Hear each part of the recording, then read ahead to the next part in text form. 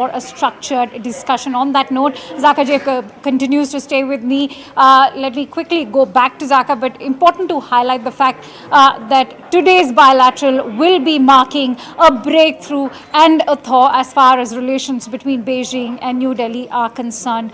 Remember, it was 4.5 years ago when we saw the clashes happen at Galwan, as Zaka has also been highlighting that was the defining moment when the status quo, in fact, sort of only downgraded and things went downhill between both the countries. But ever since, we've seen multiple rounds of diplomacy and military level engagements, which have now taken India and China to this level where they are now willing to be at the talking table. Of course, much has to be attributed to Russia as well, where remember this bilateral is taking place in Kazan during that BRICS summit. On that note, let me quickly go across to Siddhant Mishra, who's been tracking the developments for us. Siddhant, we heard what Zaka has also been talking about. Much changed in the year 2020.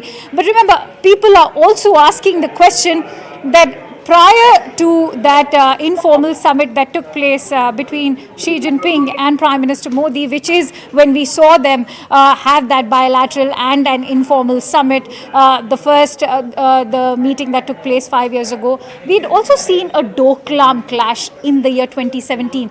Yet Prime Minister Modi was present in Wuhan. Yet you had that summit in Mahabalipuram.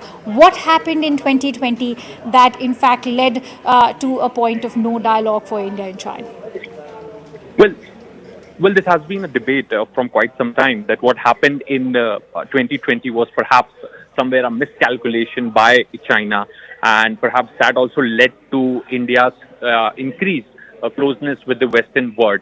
Maybe now China has realized that, it's a time to correct that miscalculation, because look, one thing cannot be denied, that Chinese economy is poorly performing. There is also pressure on the Chinese government to open up trade with India so that, the trade can flow from both sides. That would benefit both the economies. In fact, there was a lot of pressure also from the Chinese side on the Indian side to talk on other bilateral issues, including trade, etc. But Indian side has always been consistent with one position, which was that there cannot be any other bilateral issues discussed unless the border issue gets resolved. So now, because Indian side was adamant, Indian side did not, listen to what Chinese have been demanding. They had to come to the terms, the conditions which was set by the Indian Times. First border talks, then any other bilateral issue, and that's what even we have been reporting. It's a victory for the Indian diplomacy. All right. Many thanks to you, Siddhant, for bringing in all those inputs. Let me quickly introduce our guests today. I'm also joined in by Tara Kartha, who's the former director of the NSCS, Dr. Roxanne Zingon, who is the geopolitical analyst, both of them joining us on that broadcast. At the same time, let me inform all our viewers that bilateral, much-awaited one should be happening any time from now. In fact, let me quickly bring in Tara. Tara, there's been a lot of talk and chatter about what one can expect from the bilateral. Much of it was also given away by Foreign Secretary Vikram Misri when he made that announcement about India and China, in fact, arriving upon that agreement. But what is it that you would be looking for? I would be looking for some measures which create trust. I mean, I'm looking in forward in terms of what can trust and verify. You can't just have an agreement and say, okay, the agreement is done and we are done and dusted. So right. It's what can we do in going, because they also need to see what's on our side of the border. We need to see what's on their side of the border. How are we going to build on that? What are the technical ways we can build on that?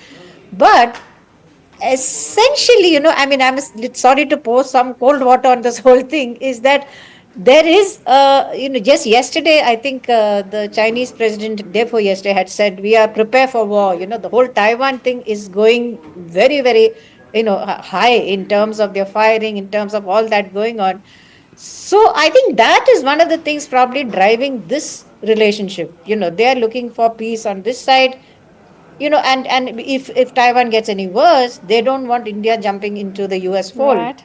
Just as perhaps India would not like interference coming in from China, especially when it comes to our own territorial integrity and, of course, the issue of Kashmir. But having said that, let me also bring in Dr. Roxanne. Dr. Roxanne, how much has changed in terms of the geopolitical climate ever since we saw Prime Minister Modi and President Xi share that very warm moment, that kind of camaraderie in Mahabalipuram, when all those photographs are now coming back out of those archives to only remind what India and China are still capable of. But much has changed after that meeting that took place 5 years ago in Mahabalipuram in India, and of course, we've seen how India has also warmed up to the United States. We've seen the kind of overtures that have been made. We've seen the tensions grow between Taiwan and China, where we've seen the United States also, in fact, become a major talking point as far as tensions in the South China Sea are concerned. So I'd like to have a word from you in terms of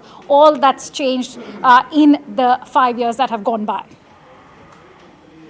Thank you very much for your question. From the geopolitical point of view, I have been expecting that kind of moment, that kind of breakthrough that we're witnessing today in Kazan for quite some time. However, we have to understand an important issue. That when BRICS, as a new geopolitical format, has emerged, has appeared in 2006, there have been a lot of speculations from the Western side about fears, how this format will be developing, that format has been lacking a certain geopolitical agenda and has been experiencing for quite a long time inconsistency. What we can see after a decade of development, we see that we have reached a new step, a new level of geopolitical detension, because we understood that the amount of the confrontational elements, the amount of conflicts that have been growing not only on the Western Hemisphere, but as well in the Asian Pacific region. A high level of militarization, a high level or a great tendency towards confrontation and fake distribution of power has been at stake. But before we will start talking about the third step of development of BRICS, which I actually consider as a triangle emergence, Russia, India, and China, that's the next step. Before that triangle will emerge in all its angles, in all its capacity, definitely today we have to pass through the successful experience of bilateral negotiations. And what India and China has reached today, it's a historical and geopolitical important moment. It certainly is, but we'll also have to wait for what comes out of that bilateral meeting. Having said that, let me quickly go back to Tara. Tara, let's also discuss in terms of how West will be keenly watching this moment, because remember, it does seem like the West has been rattled, because as far as the UN Secretary General's decision to be part of the BRICS summit is concerned, we've seen that's really not gone down well with the West, especially with the Ukrainian foreign minister coming out and in fact protesting that presence of the UN Secretary General. Having said that, we've seen that despite the arrest warrants being issued by the ICC, you have had Vladimir Putin, in fact, organize this massive summit with 36 members, one, in fact, that is only expanding each year. What is the message being sent out to the West? And before, in fact, I'd also like to finish by saying that Prime Minister Modi said that this is not a grouping which should be seen as an anti-Western one, but one that is non-Western. Yeah, that message is very strong, right? Here is this person who has been indicted as as the international warrant and all that stuff, and he's sitting and talking to all these world leaders. But please remember, Russia has its own economic groupings like the Eurasian Union. Who even knows about that? Do you attract Eurasian Union? You don't. This BRICS is important because one of the world's largest economies, China, is on it, and India. We are the two largest economies. That's why BRICS is important. And all the others who've come on board, like Saudi Arabia, which is extremely important because it's an energy provider. And everybody's looking at alternatives, to the Western domination. And there's a bit of, sort of tiresome about saying, let's not choose sides, it's the US or China. We can be both, right? But there is no doubt whatsoever that every single handshake, every single smile will be analyzed right down to the bottom by analysts in the West. They're not very comfortable with India and China getting together on the same side. But they also know, I mean, the ones who know the situation are aware that our relationship with the US is, despite all the Panun and Gurpatan and all that stuff, is far more layered. There's so many areas we're working together. And it's not all anti China. I mean, in fact, hardly anything is anti-China. It's all things which left like Atmanirbhar in terms of technology, all that is going on a lot with the US and with other countries in Europe. So there's really no comparison. So, and the central message, if you saw, what Prime Minister Modi said was that please stop the war in Ukraine. That is something even the West wants, though they may not say it. So you have literally a foot in all camps, which is what we should do. What Foreign Minister Jaishankar said, we look after our interests, period. Whichever, country it is. And if India and China can cooperate in a trustful manner, you can actually change so much. You can even change the financial systems. That is what the West is scared of. And that's very interesting because, the Iranian President Pezeshkian, he himself made that point that we do not want to go by what the United States is preaching. It's talking about totalitarianism, whereas we are somebody who believe in multilateralism. And perhaps that's very interesting because that's what Prime Minister Modi has been saying throughout. But how far can India, in fact, maintain that kind of status quo as far as our position in a multipolar world is concerned? I'm going to request you both to continue staying with us as I slip into a quick break. More news and updates will be following, but remember, it is a live and rolling coverage on that much awaited Xi Jinping and Prime Minister Modi's bilateral.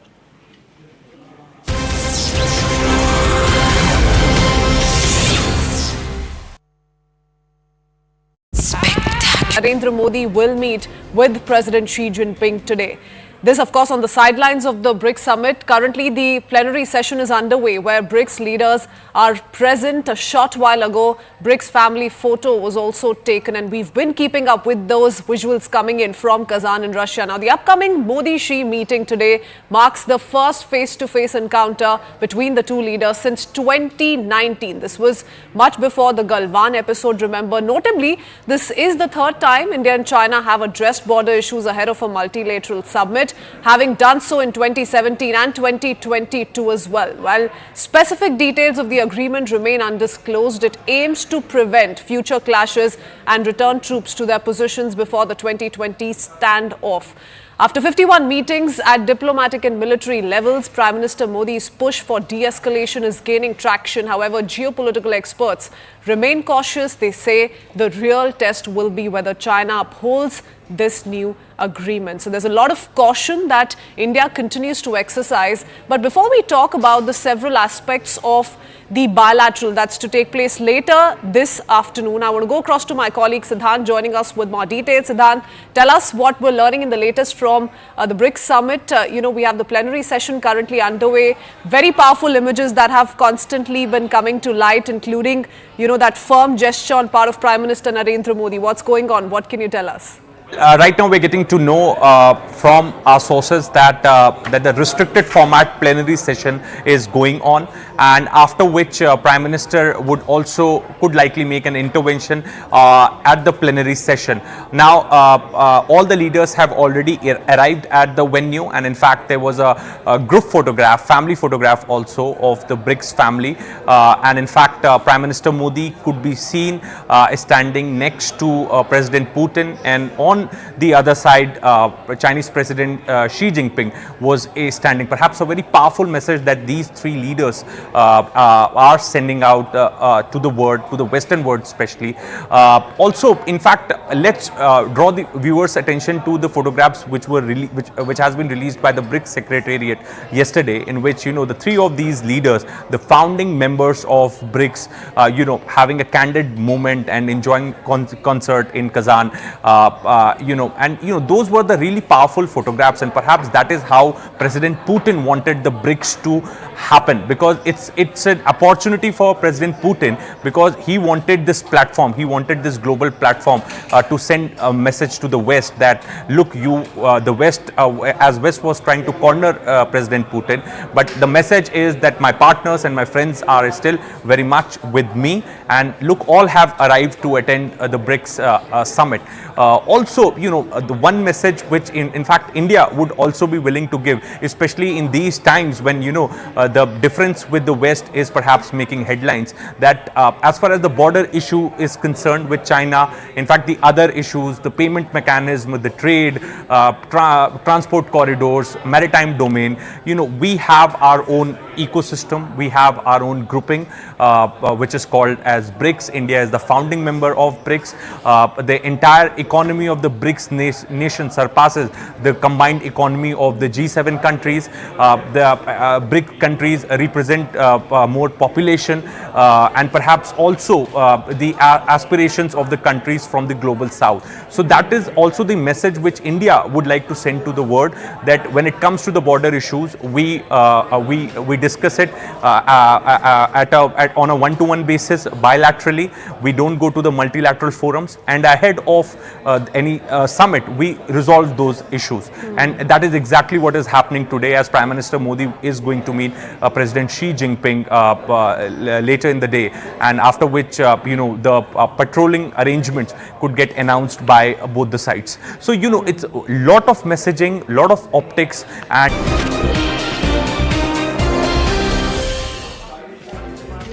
welcome back, and thank you for staying with us here at Nation at 5. Remember, we are bringing you all the live and latest visuals coming in from Kazan. Remember, Prime Minister Modi has also addressed that plenary session, where he's also made a very strong point when it comes to tolerating terrorism. He said that there should be no room for terrorism as far as BRICS, the grouping, is concerned. How is this now playing out geopolitically, the entire BRICS summit? We'll have to see, because remember, our top focus is also on that much awaited bilateral that's taking place between Prime Minister Modi and President Xi Jinping of China, one that's happening after 5 years. Much has changed ever since the two met 5 years ago, in fact, in Mahabalipuram in Chennai, and ever since they've only met twice for pull-asides, one that happened during the G20 summit in Indonesia, not to forget the fact that President Xi Jinping himself gave a miss to the G20 summit that was organized by New Delhi last year. So relations have been frosty, but shortly before the Prime Minister, in fact, left for BRICS, India and China managed to strike an agreement, that is to resume patrolling on the friction points along the LAC. What this is now going to mean, let's quickly go across to Tara, who continues to stay with us. Tara, I'd like to know from you, when it comes to the nitty-gritties of that entire agreement that's being talked about. Vikram Misri, in fact, did confirm that we will be resuming the status quo that goes back to the year 2020. What will it be that you'll be looking for as far as the entire design of that agreement is concerned? Does it also mean that we can expect Depsang and Demchok also to be included in the new agreement? I think as far as what has come in the media, it does seem to me that way. I mean, if Depsang is included, that's quite a huge thing, right? If it is, especially in that Y junction, if you're going to be patrolling again, that is, it's a huge step forward. But like I said, we'll have to wait for details of the ground. I think even the foreign minister hadn't really given us any details on that as to exactly how is this happening. But if you say back to 2020, then it implies that, right? But like I think I have mentioned Depsang and Demchok, Tara, go back to the year 2013, and that's why India and China have been calling them legacy issues. Will they be able to sort of resolve that Sino-India territorial dispute of Ladakh that goes all the way back to 2013? I think is going to be that big question we'll be looking for to be answered during the bilateral of today. No, you obviously need to resolve that, but that's going to be, there's a perception of LAC, right, by the two sides. So as long as that perception is maintained in terms of patrolling, you're okay as of now. going forward is different. But what I'd like to remind you is that there's been a lot of Chinese and us, of course, both sides have built up infrastructure a lot in the border areas. And for China, obviously, it's a lot easier because they are in a plateau area, right? And one of the things I'd mentioned earlier was there's this big settlement coming up about 38 kilometers east of Pangongso. And what is that? Is that going to remain? As far as I'm aware, that is going to be a sort of a relocation point. That is huge. There is a massive geo-int facility of Shigatse. It's huge. So there's each time you've known that each time you've had a friction point, you disengage, and then China builds up over there. That happened in Doklam. It happened now. It's happening now in Pangongso, in Ladakh. So even if your troops were to disengage, it is much easier for China to bring up its troops than it is for us. Having said that, of course, we've got a lot more experience in mountain warfare. The Indian Army is amazing in that respect. But like I said, these are all things that you have to consider going forward. So, Right. I would assume. Tara, I have to slip into a quick break, but before I do that, I'd also like to take in a quick word from you in terms of how much do you place on the role of diplomacy and military level talks that have perhaps culminated into this bilateral that we are seeing today. Oh, it's amazing diplomacy on both sides. It's not just Indian, right? It is also their side which has come forward. Everybody's done a bit of give and take. It's a lot of work. I think, in fact, it went on for nearly 2 years. This has been going on for a long time. So it was supposed to have broken in the last summit. It didn't. And this time, finally, it has come through. So I think both sides can actually congratulate themselves on having come thus far. Now it is for each army to take it forward. The diplomats have done their job. Now the security people have to handle it bit by bit on the ground. That's a pretty tough task. Absolutely. I think de-escalation and then, of course, they're going to be looking at demilitarization. Many thanks to you, Tara. I'm going to, in fact, request you to continue staying with us. But for now, it's time to slip into a quick break. Don't go anywhere. Stay tuned to Nation F5.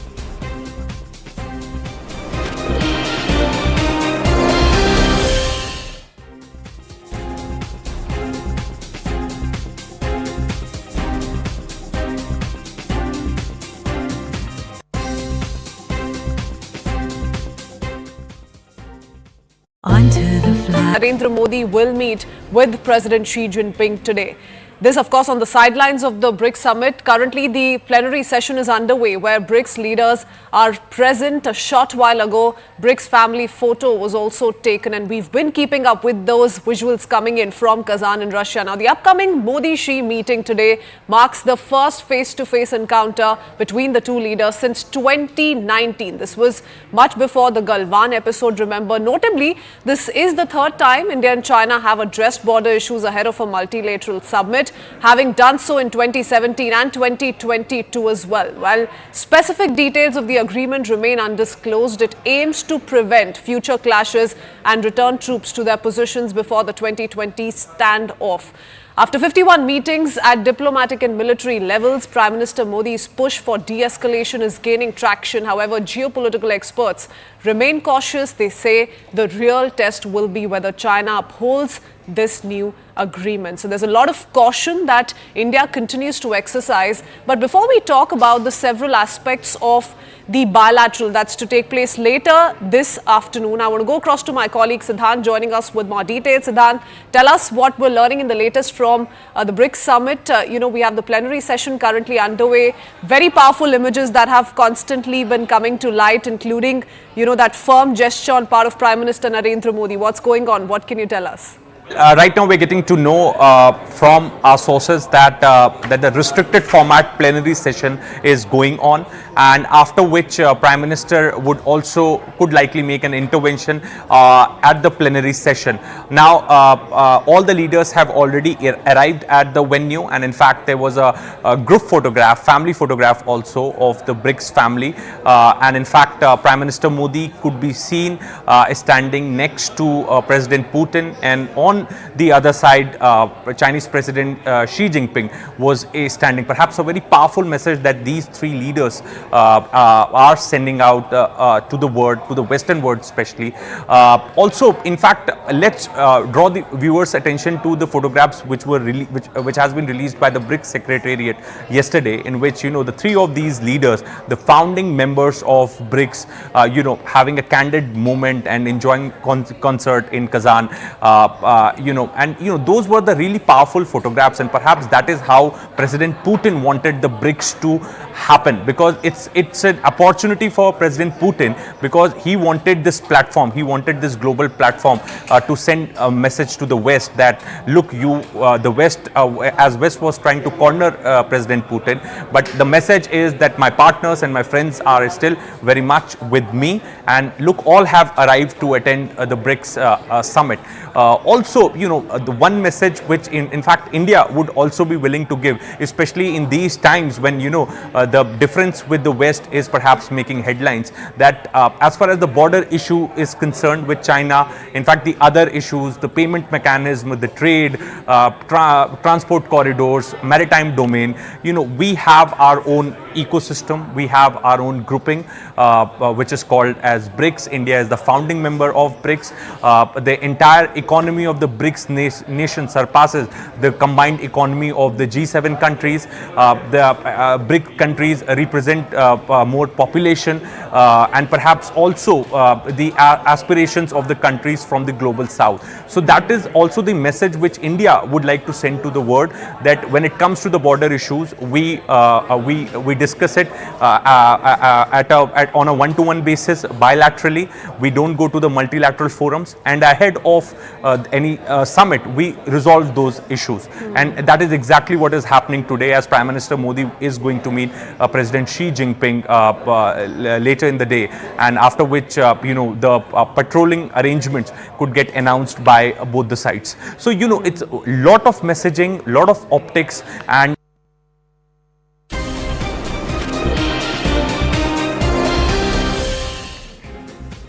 welcome back, bringing you all the latest that's coming in from the ongoing BRICS summit in Kazan. We're bringing you breaking inputs. We are now learning that the Kazan declaration is being adopted. This is the big breaking input we are bringing to you. Remember, this declaration is going to be extremely interesting to watch out, because remember, it was on January 1st this year that the BRICS was expanded. How was it expanded? Well, you have new members including Egypt, Ethiopia, even UAE, and most importantly Iran, which were made members of the BRICS this year. And so after the expansion of the BRICS, we are having this summit, and now we are learning that the Kazan declaration has been adopted. It would be interesting to see what emerges out of the Kazan declaration. Remember, in the political backdrop of the ongoing wars, whether in Ukraine or the disturbances in West Asia, we will have to see what this Kazan declaration in fact offers, and how is this taking the overall outlook of the BRICS forward. Would be an interesting one to watch out for. But remember, it is this year that Russia is playing host to the BRICS summit, not to forget the fact that it is happening in Kazan, and a very strong message going over there to the West, which has been perhaps threatened by the dominance that the BRICS has brought to the table of not just South Asia, even West Asia. In fact, joining me with more inputs is Siddhant Mishra. Siddhant, what are you learning in terms of the Kazan declaration? How is this now going to take the BRICS agenda forward? Well, Kazan declaration is very, very important, because this is happening in Russia's presidency, and there were a lot of agenda which were put on table today when leaders sat for the two plenary session. One was the open plenary session, the other was the extended format plenary session, and each side had come up with the ideas, with the agendas, and in fact, for Russia it was very significant, because President Putin has been cornered by the Western world. This was the platform which he got to perhaps project himself as the world leader, and also to prove to the Western world, to show the Western world that how his partners and friends are still with him. There are many agendas which we have been told could be the part of the Kazan declaration. One could could be the progress made on the payment mechanism, which was perhaps in the pipeline. There could also be the alternate payment mechanism that we could get to here once the details of the Kazan declaration will come out. It would also be interesting to see that what would be how the paragraph on the Russia-Ukraine conflict has been framed in this declaration, and crisis on Middle East was also on the agenda. Also, supply chain is an issue which was discussed. Then the aspirations and the concerns of the countries from the global south, the funds that the banks have given, $35 billion, as Prime Minister Modi also reiterated the other day, that the banks have decided to give it to the countries from the global south for the development. So we could hear on that as well. Then climate is also one important issue which would be addressed in this Kazan declaration. So in a way, it is seen as the counterweight to G7. 40% of the world population represents 40% of the world population, 30% of the global economy, and also the kind of projection, Akanksha, that these leaders have been doing since yesterday. All three leaders, the way the BRIC Secretariat released those photographs are something perhaps which also establishes that BRICS 2024 revolved around three personalities, three world leaders: President Putin, Prime Minister Modi, and President Xi Jinping. Very interesting to, in fact, note. Let's have a walk around the newsroom as we speak, Siddharth. Right. Let's also talk about the dominance of the dollar, which is also being challenged through this BRICS summit, because remember, it's also been highlighted how in fact, shortly before the summit took underway, President Putin had talked about how the United States uses the dollar for its political purposes, which he also sort of calculated and equated with a political vendetta, because every time they sanction a country, say China or even Russia, it becomes difficult for them to trade. Henceforth, to now challenge the dollar is becoming increasingly important for Asian countries. Well, yes, de-dollarization is an idea which has been put in the pipeline.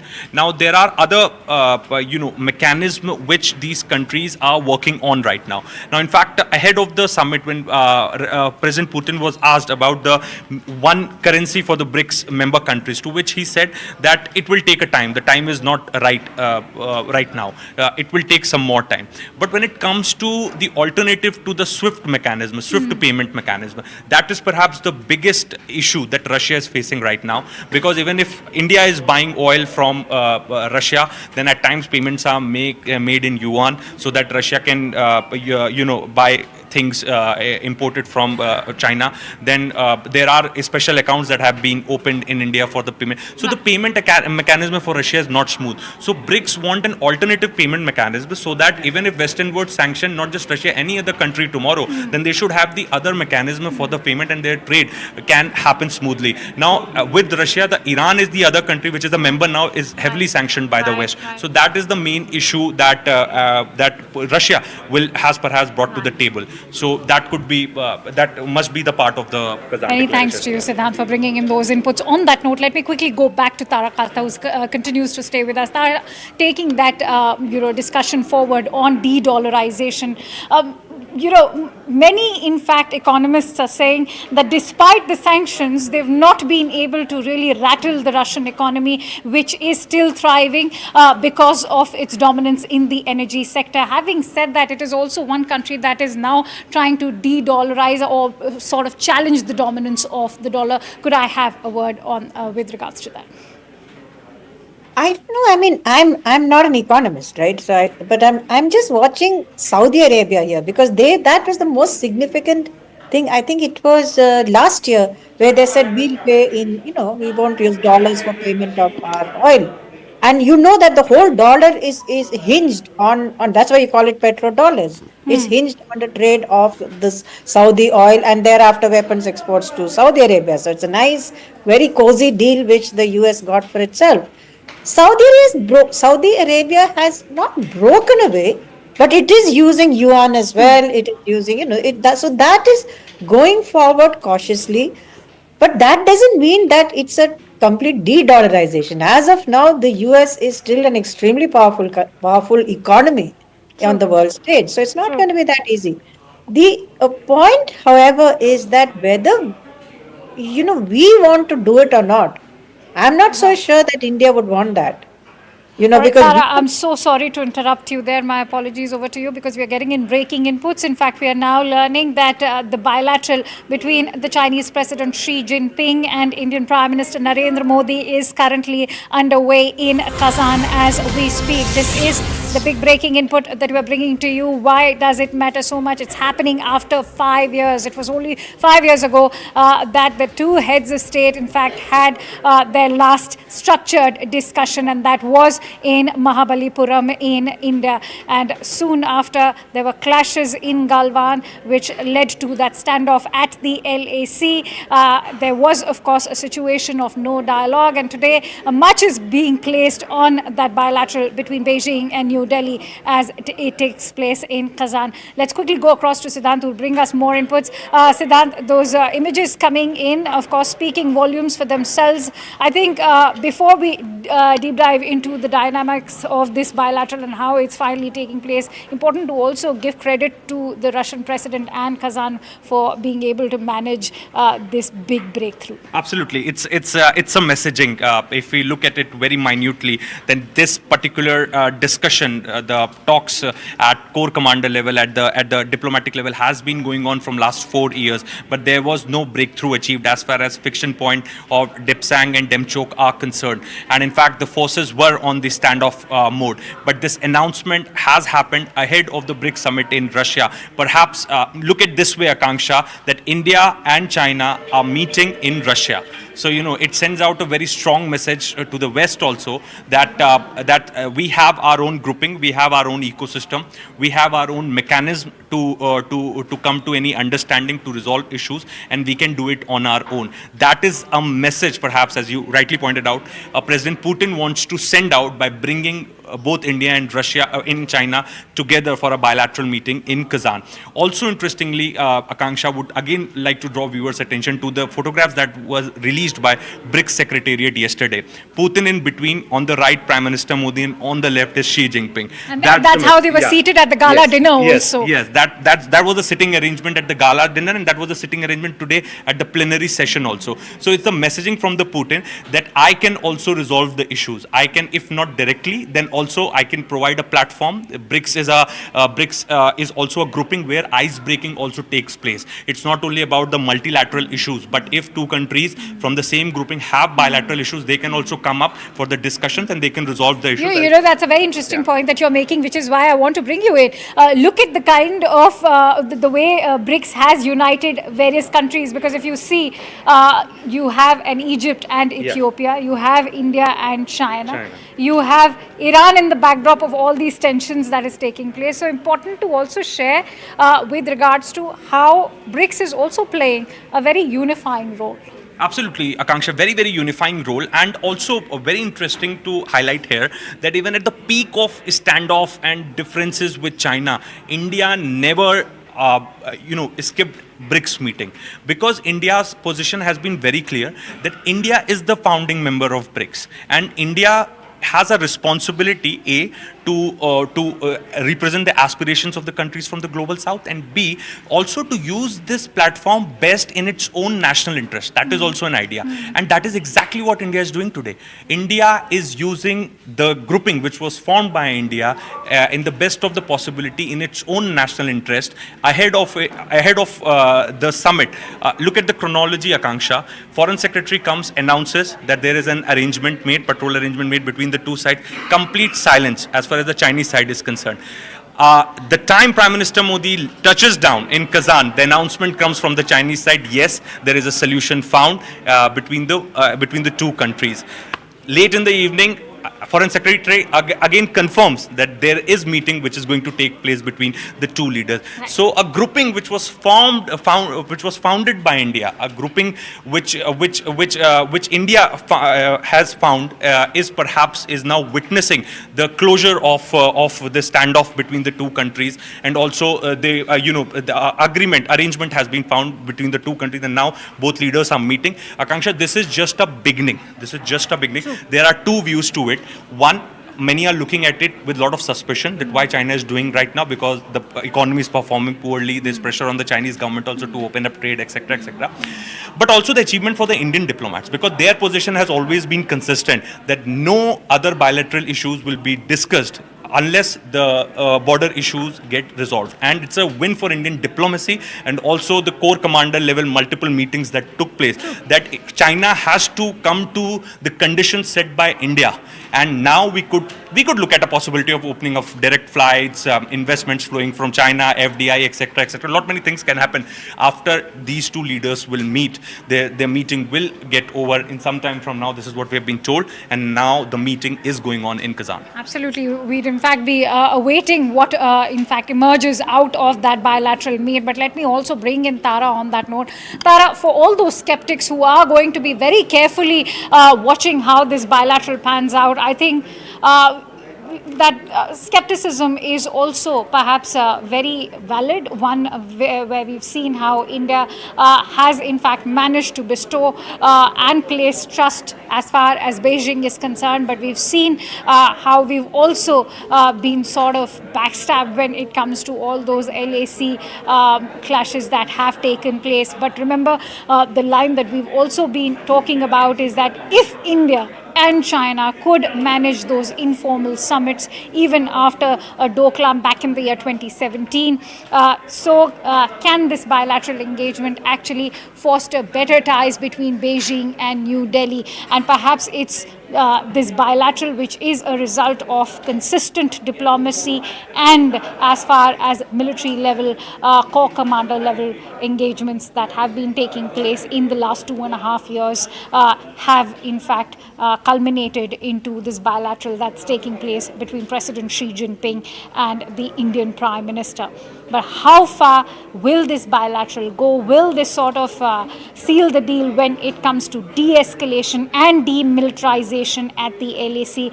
That's a question we are going to be looking for as far as answers are concerned. Siddhant is back with us. Yes. Siddhant, I think if one were to expect, we are going to be looking at perhaps also other answers, whether it is going to be Depsak and Demchok also included in that agreement. Because remember, the Chinese stance so far has been that Depsang and Demchok are two friction points which predate 2020 and that these are legacy issues and should not be included along with the clashes of 2020. So, Akanksha, right now we have a very little detail about the arrangements, but we have managed to speak to our sources in the government. So basically there could be a possibility, we are still awaiting official confirmation from the government of the troops being pulled out of their current position and moving back to the pre-2020 positions, as you rightly pointed out. Then there could also be the possibility of two sides patrolling twice a month. Each side has to inform the other side before going on patrols. There's going to be the limited number of personnel in the patrolling company. So these are some basic details that we have managed to gather. We are still trying to get it confirmed officially from the government of India, and maybe today at the press conference, which Foreign Secretary will do right after this meeting, we could expect that that after the press conference, we could expect that Foreign Secretary will give out some more details as far as this particular meeting is concerned, and also the contours of the arrangement that have been made between India and China. Right. At the same time, let's also talk about how much India could stand to gain by resuming dialogue, because many were saying that India and China both stand to lose. You rightly highlighted how the Chinese economy is in the dumps, and they've also sort of been brought down on their knees to such a situation where they are also pressured into resuming dialogue. Having said that, in terms of trade, what does India stand to gain? Because remember, China is also one of our largest trade deficit partners when we talk about the trade between India and China. That's absolutely right, Akanksha. But the biggest, I would say, what would work in India's favor once this entire standoff will end and the tensions and there would be a de-escalation would be the FDIs flowing from China. Now, there are a lot of Chinese companies which want to invest in India, and in fact, I would also like to highlight here that this year's annual financial report perhaps supports the FDI from China. That report spoke in favor of the FDIs from China, and that was also Akanksha at that time was seen as a signaling from the Indian side that yes, we are ready to do things with China. We are ready to talk the other issues, but first the border issue needs to be resolved. And the good thing here is Akanksha that winters is coming now. At least our Jawans, the troops, will be back to the original positions where they were, which is more in fact comfortable and better than where they are right now. So it's a big relief for them as well. All right, many thanks to you, Siddhant, for sharing in those extensive inputs. But we can tell our viewers that right now that much awaited bilateral between Prime Minister Modi and President Xi Jinping is currently underway. We'll be bringing you our live and rolling coverage from Kazan minute by minute. Stay tuned to Nation at 5.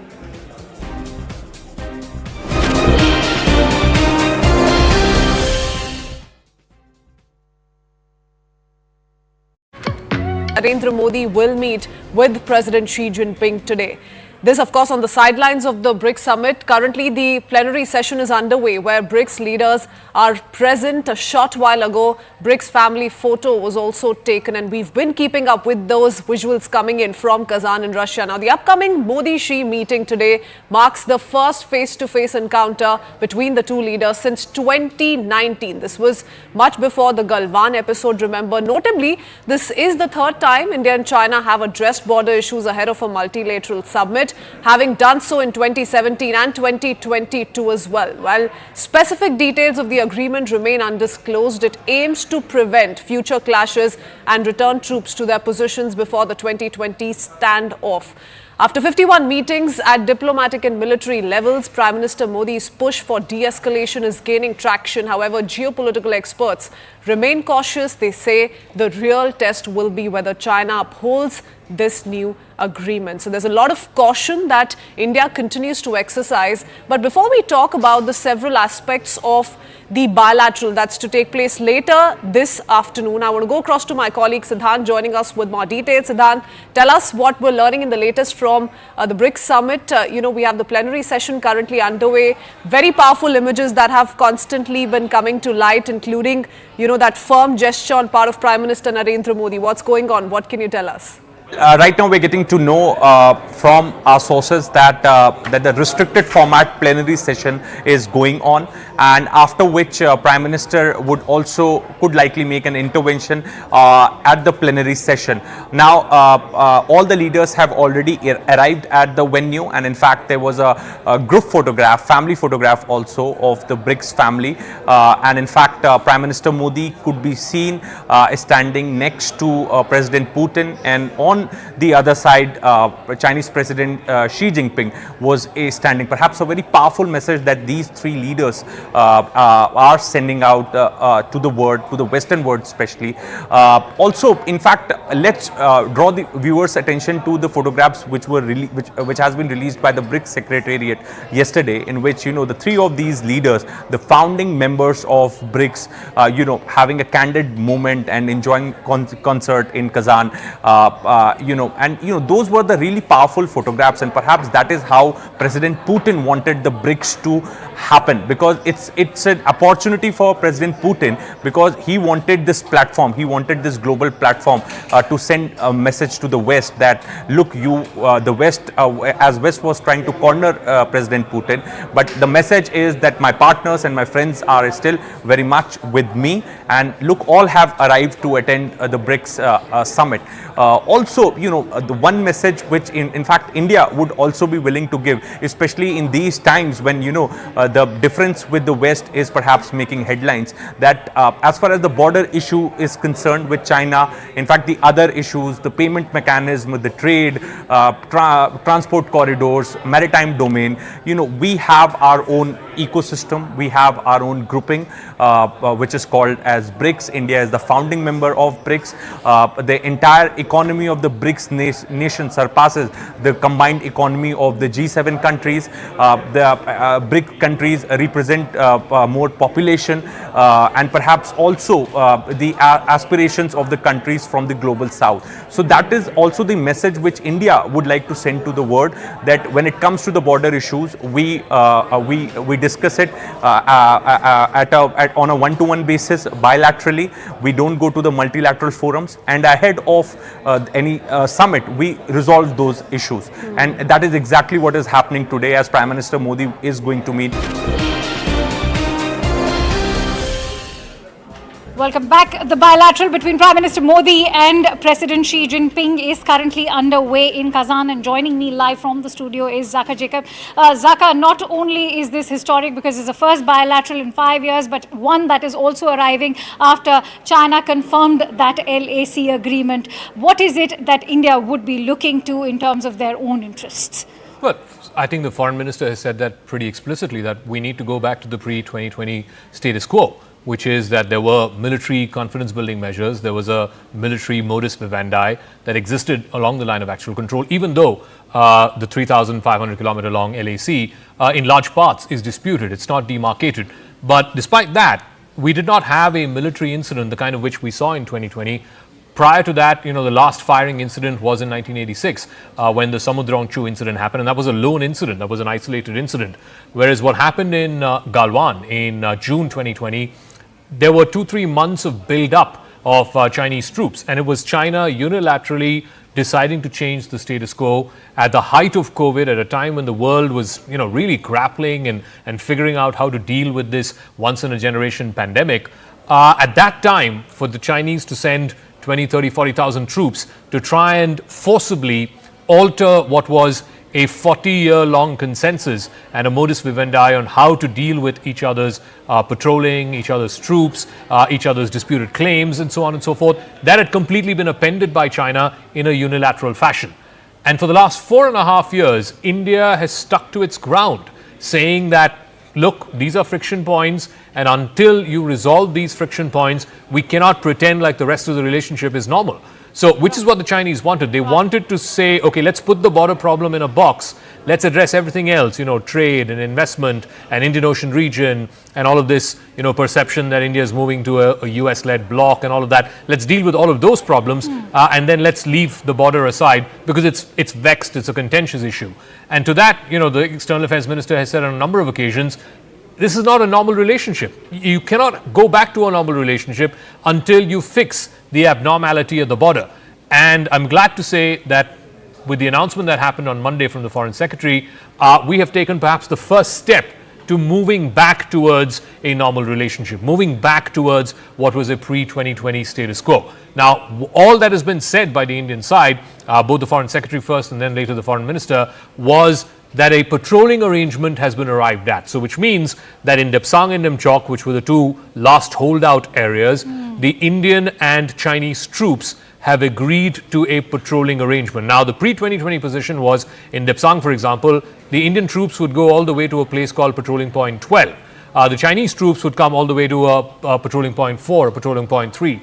Are we going back to such an arrangement, or are we going back to an arrangement that we've seen in other places which were also friction points where disengagement has happened, Gogra or Hot Springs or other friction points where now we've created buffer zones? So are we going to see buffer zones in Demchok and in Demsag? That is the question. So we don't know the details of it. We don't know the bare bones details of what is this new modus vivendi, what is this new patrolling arrangement that's been arrived at. And that, by the way, is just the first step. There are still 2 more steps to go, which is de-escalation and then finally the de-induction of troops, or the demilitarization of these areas, which means you don't have to have 50,000 troops on either side in those icy heights in an eyeball-to-eyeball confrontation. So we're about a third of the way in, but it is a good start because, like I said, for the last 4 years plus now, this issue had fundamentally held up the bilateral relationship. In fact, there was no meeting between the two principals for the better part of the last 5 years because of what China did in Galwan and in these other friction points in the summer of 2020. We are now sort of turning the page on that after 4 long years. Having said that, it's interesting that you talk about the biggest roadblock being these clashes and the friction points along the LAC. But what about surveillance concerns which have now risen in the IOR or the Indian Ocean region, where we do see China consistently sending its warships? Should we also expect China taking a step back when it comes to the Indian Ocean region? No, I don't think so. I don't think, at least if you were to speak to folks in South Block, the core issue was always the LAC. I mean, that is the divide. That is the disputed sort of 3,500 kilometer boundary between, which is undemarcated, which is disputed between both sides. That is the core issue as far as India is concerned. Indian Ocean region is an important security concern, no doubt about it. But it is not just India's concern. There are other countries around that ring which have a far graver problem with China. Look at Philippines, for example. Every week there is news of a Chinese Coast Guard vessel or a naval vessel ramming into a Philippine fishing boat, right? So those are other countries that have territorial claims and disputes with China in the South China Sea. And for that, India has realized that the better way to deal with that is to have multilateral fora or arrangements like the Quad, for example. So you have India, Australia, Japan, because all of these countries are affected by Chinese hegemonic behavior in the Indo-Pacific. And I keep saying this again and again. The reason why the Quad came into existence was to ensure a free and open Indo-Pacific. And you can't do that if you're just one country. You have to sort of join forces, and the Quad is perhaps the best illustration of trying to make the Indo-Pacific free and fair. But as far as the core interest is concerned, the line of actual control, that is not a fight that America can fight for New Delhi. That's not a fight that Japan can fight for New Delhi, or South Korea can fight for New Delhi. That is a fight that India has to fight. And I'm glad to say, I think the evidence or the lesson that we can learn from the last 4 years is India got dealt a bad hand. You had the Chinese come in unilaterally, forcibly, militarily try to change the status quo. We lost 20 soldiers in Galwan. But the good news is India held on to its positions. India did not concede an inch. It matched Chinese troop for troop and maneuver for maneuver. And in fact, what we saw in late 2020, when India occupied the Kailash Ranges and then forcibly got China to go back from the Pangong Tso, I think was an illustration of just how much invested India is in protecting its borders and protecting its positions on the line of actual control. It has taken a long time. It has taken 31 rounds of meetings of the WMCC, right, the working mechanism, 21 rounds of meetings between the corps commanders, multiple rounds of talks between the foreign minister and his counterpart, the NSA and his counterpart. And finally, after 50 plus meetings, we're here. We've just crossed the first step, which is that all 7 points of friction, we now have disengagement, but there is still a long ways to go. Absolutely. Quite a long way to go over there. Many thanks to you, Zaka, for putting that entire discussion into perspective for us. But as Zaka has been highlighting, that there's also the need for de-escalation and subsequently disengagement as far as the military deployment of the various troops is concerned. But not to forget the fact that both the countries only stand to gain once there is disengagement and peace at the borders. Because remember, China is one of India's largest trading partners, as we've also been discussing earlier, that it also happens to be one of our biggest trade deficit partners, and perhaps India can also look towards correcting that trade deficit. On that note, let me also bring you those reactions from the Indian Prime Minister as he addressed two very keynote sessions at the BRICS summit. And with that, it's a quick wrap from my end. Thank you so much for watching Nation at 5. मैं new development bank के अध्यक्ष हर excellency Dilma Rousseff का अभिनंदन करता हूं। पिछले 10 वर्षों में यह बैंक ग्लोबल साउथ के देशों के विकास के लिए महत्वपूर्ण विकल्प के रूप में उभर रहा है। इस साल ब्रिक्स देशों में यूनिडो के साथ मिलकर इंडस्ट्री 4.0 के लिए स्किल्ड वर्कफोर्स तैयार करने पर बनी सहमति बहुत ही महत्वपूर्ण है। भारत में भी green growth, climate resilient infrastructure और ग्रीन ट्रांजिशन पर विशेष रूप से बल दिया जा रहा है। भारत द्वारा बनाया गया यूनिफाइड पेमेंट्स इंटरफेस यानी यूपीआई भारत की एक बहुत बड़ी सक्सेस स्टोरी है। इसे कई देशों में अपनाया गया है। मैं न्यू डेवलपमेंट बैंक के अध्यक्ष हर एक्सेलेंसी दिलमा रुसेफ का अभिनंदन करता हूं। पिछले 10 वर्षों में यह बैंक ग्लोबल साउथ के देशों के विकास के लिए महत्वपूर्ण विकल्प के रूप में उभर रहा है। इस साल 20 देशों में यूनिडो के साथ मिलकर इंडस्ट्री 4.0 के लिए स्किल्ड वर्कफोर्स तैयार करने पर बनी सहमति बहुत ही महत्वपूर्ण।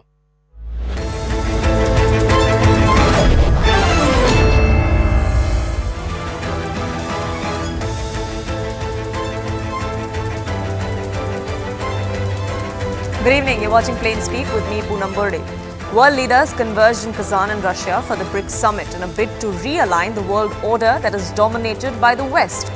At the plenary that was held a short while ago, Prime Minister Modi sent out an unambiguous message to those present and also to those who are eyeing an entry in this grouping. He said that there is no place for double standards on issues like terrorism and terror financing. He also spoke of radicalization among youth and the grouping needing to take steps to prevent just that.